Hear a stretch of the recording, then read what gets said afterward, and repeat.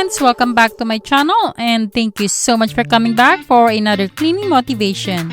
In today's video, I'm gonna show you how I deep clean my dishwasher using all natural products that you might already have at home, which is baking soda and vinegar. It is time consuming but super easy and simple. If you wanna see the process, then stay tuned and let's do this! As you see, the first step is obviously to empty your dishwasher. Make sure there is no dishes left before you start this chore.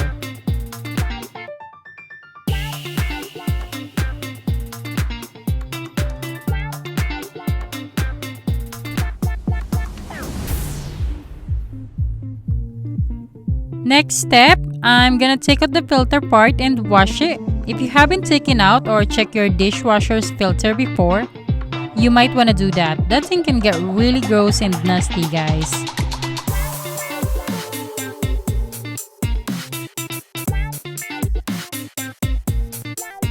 If you are new here to my channel, hello and welcome. I am so happy you're here.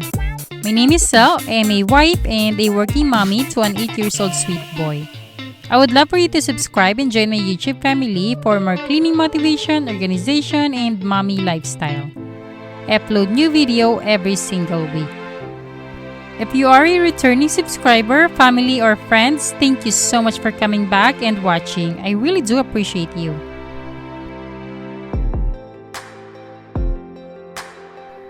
Look at that, guys.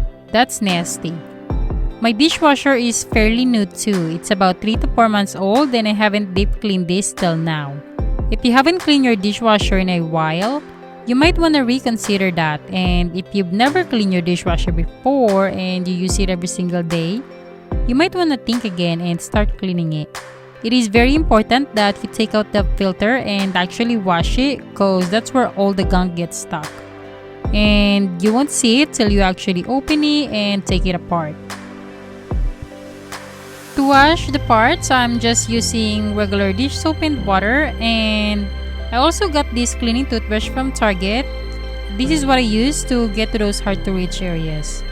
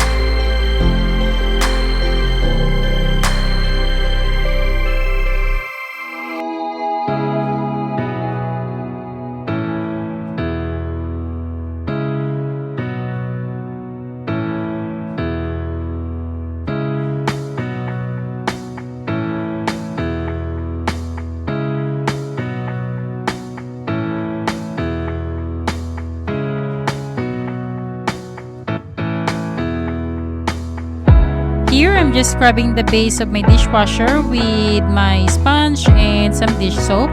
Also scrubbing the sides where the hard water are. And then after all that, I'm just gonna put back the filter. And then I'm gonna run my dishwasher, which is gonna be the third step, with vinegar. 1 cup of vinegar, guys. And then run it to the longest or highest setting cycle. After the dishwasher's first cycle, take out that 1 cup that is now full of water and just toss it in the sink. And the fourth step is to sprinkle 1 cup of baking soda all over inside your dishwasher and run it to the highest cycle setting again. The final step is to clean the outside surface of your dishwasher.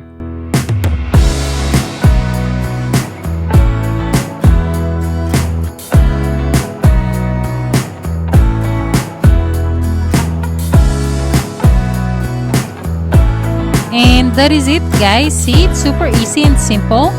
It's definitely time consuming, but I honestly think it's all worth it at the end. I hope you find this video motivating and helpful. If you did, don't forget to give me a thumbs up, comment down below, and share this to a friend to inspire them as well. If you haven't already, don't forget to subscribe and turn that notification bell on so you don't miss out on my new future videos. If you wanna follow and connect with me, you will find my Instagram account link in the description box below. And thank you all so much for watching. I really appreciate you, and I will see you all again on my next video. Bye!